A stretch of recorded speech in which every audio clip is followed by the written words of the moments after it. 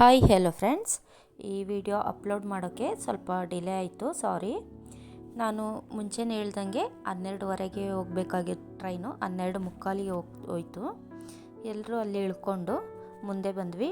Auto ಸ್ಟ್ಯಾಂಡ್ನಲ್ಲಿ ಆಟೋಗಳಿದ್ವು. ಅಲ್ಲಿಂದ 2 auto ಮಾಡ್ಕೊಂಡ್ವಿ, ಯಾಕೆಂದರೆ 20+ ಜನ ಹೋಗಿದ್ವಿ ನಾವು. ಸೊ ಹಂಗಾಗಿ ಆಟೋ 2 ಬೇಕಾಯಿತು. ಆಲ್ ಫ್ಯಾಮಿಲಿ ಆಟೋ ಹತ್ಕೊಂಡ್ವಿ. ಮಂತ್ರಾಲಯಕ್ಕೆ ಅಲ್ಲಿಂದ ನಮ್ಮ ಜರ್ನಿ ಸ್ಟಾರ್ಟ್ ಆಯಿತು. ಮೊದಲೇ ರೂಮ್ಸ್ ಎಲ್ಲ ಬುಕ್ ಆಗಿತ್ತು. ಮಕ್ಕಳು, ಲೇಡೀಸ್ ಎಲ್ಲ, ಆಮೇಲೆ 2 ಜೆಂಟ್ಸ್ ಎಲ್ಲ ಸೇರಿಕೊಂಡು ಒಂದು ಆಟೋದಲ್ಲಿ ಹೋದ್ವಿ. ರೂಮ್ಸ್ ಹತ್ರ ಬರಬೇಕಿದ್ರೆ 1:15 ಆಗಿತ್ತು. ಸೊ ಎಲ್ಲರೂ ಅವ್ರವ್ರ ಲಗೇಜ್ ಎತ್ಕೊಂಡು ಮಕ್ಕಳನ್ನ ಕರ್ಕೊಂಡು ಹಾಗೆ ಮುಂದೆ ನಡೀತಾ ಇದ್ವಿ. ಟ್ರೈನಲ್ಲಿ ಬಂದಿದ್ದು ನಮಗೇನು ಅಷ್ಟು ಸ್ಟ್ರೈನ್ ಅಂತ ಏನು ಅನಿಸ್ಲಿಲ್ಲ. ಎಲ್ಲ ಆರಾಮಾಗೆ ಮುಂದೆ ಹೋಗಿದ್ವಿ. ಮುಂದೆ ಹೋಗ್ತಾ ಹೋಗ್ತಾ ನನಗೆ ರೂಮ್ ಎಲ್ಲಿ ಅಂತ ನಾನು ಹುಡ್ಕೊಂಡೇ ಹೋಗ್ತಾ ಇದ್ದೆ. ಅಂದರೆ ನನ್ನ ಕಣ್ಗಳೆಲ್ಲ ರೂಮ್ ಎಲ್ಲಿರ್ಬೋದು ಅಂತಲೇ ನೋಡ್ತಾ ಇತ್ತು. ಈ ಕಡೆ ಇರ್ಬೋದಾ ಅಂತ ನೋಡಿದೆ, ಬಟ್ ಈ ಕಡೆ ಇರಲಿಲ್ಲ. ಹಾಗೆ ಸರಿ ಅಂತೇಳಿ ಮುಂದೆ ಹೋದ್ವಿ. ಹಾಗೆ ಮುಂದೆ ಹೋಗ್ತಾ ಫೈನಲಿ ರೂಮ್ ಸಿಕ್ತು. ನೋಡಿ, ಇಲ್ಲೇ ನಾವು ರೂಮ್ ಬುಕ್ ಮಾಡಿದ್ದು.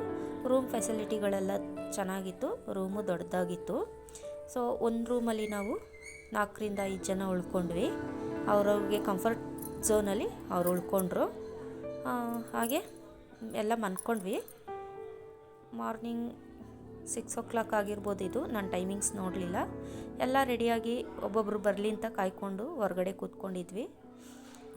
ನಾನು ಮಂತ್ರಾಲಯಕ್ಕೆ ಇದೇ ಫಸ್ಟ್ ಟೈಮ್ ಬಂದಿರೋದ್ರಿಂದ ನಾನು ತುಂಬ ಕ್ಯೂರಿಯಾಸಿಟಿಯಿಂದ ಕಾಯ್ತಾಯಿದ್ದೆ.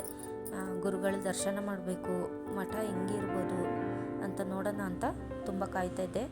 ಕೊನೆಗೂ ಎಲ್ಲರೂ ಸೇರಿಕೊಂಡು ಮಂತ್ರಾಲಯದ ಒಳಗೆ ಹೋಗ್ತಾಯಿದ್ದೀವಿ. ಒಳಗೆಲ್ಲ ವೀಡಿಯೋ ಮಾಡಲಿಕ್ಕೆ ಬಿಡೋಲ್ಲ, ಎಷ್ಟಾಗುತ್ತೆ ಅಷ್ಟು ವೀಡಿಯೋ ಮಾತ್ರ ಮಾಡಿರ್ತೀನಿ. ಇದು ಎಂಟ್ರೆನ್ಸು.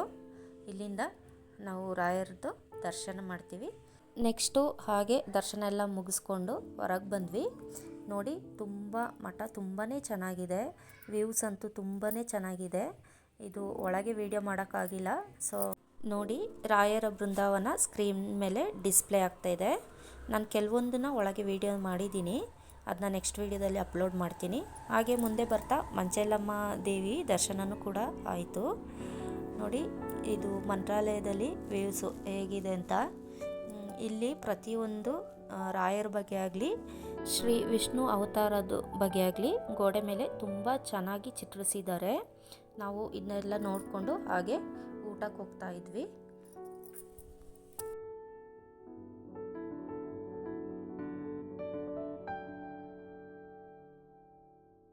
ಕೆಲವರು ಕ್ಯೂನಲ್ಲಿ ನಿಂತರು, ಇನ್ನು ಮಕ್ಕಳಿರೋರೆಲ್ಲ ಟಿಕೆಟ್ ಮಾಡಿಸ್ಕೊಂಡು ಮುಂದೆ ಬಂದ್ವಿ.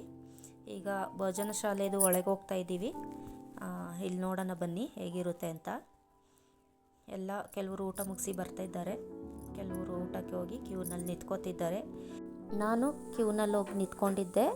ಕೊನೆಗೆ ನಾನು ಪ್ರಸಾದ ಈಸ್ಕೊಂಡು ಬಂದು ಒಂದು ಕಡೆ ಕೂತ್ಕೊಂಡೆ. ಇದು ತುಂಬಾ ಚೆನ್ನಾಗಿತ್ತು.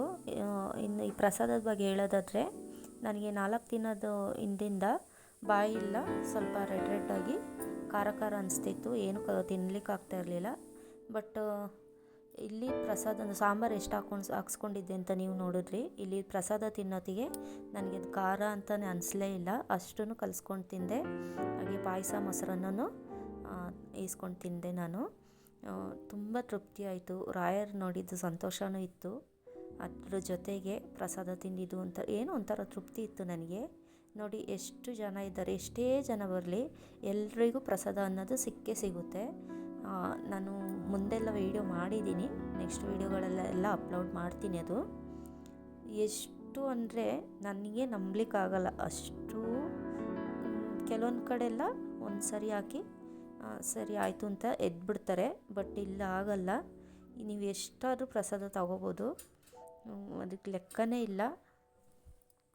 ನನಗಂತೂ ತುಂಬ ಖುಷಿಯಾಯಿತು. Okay friends, thank you. ತುಂಬ ಲಾಂಗ್ ಆಗಿಬಿಡುತ್ತೆ ವೀಡಿಯೋ. ಈ ವಿಡಿಯೋ ಯಾರೆಲ್ಲ ನೋಡ್ತಿದ್ದೀರಾ ಪ್ರತಿಯೊಬ್ಬರು ಸಬ್ಸ್ಕ್ರೈಬ್ ಮಾಡಿಕೊಂಡು ಲೈಕ್ ಮಾಡಿ, ಶೇರ್ ಮಾಡಿ. ಇದರ ಕಂಟಿನ್ಯೂಷನಲ್ ಪಾರ್ಟ್ ಮುಂದಿನ ವೀಡಿಯೋದಲ್ಲಿ ಹಾಕ್ತಾಯಿದ್ದೀನಿ. ರಾಯರ ಅನುಗ್ರಹ ಪ್ರತಿಯೊಬ್ಬರ ಮೇಲೆ ಇರಲಿ. ಥ್ಯಾಂಕ್ ಯು ಫ್ರೆಂಡ್ಸ್, ಬಾಯ್. ಮುಂದಿನ ವೀಡಿಯೋದಲ್ಲಿ ಸಿಗೋಣ.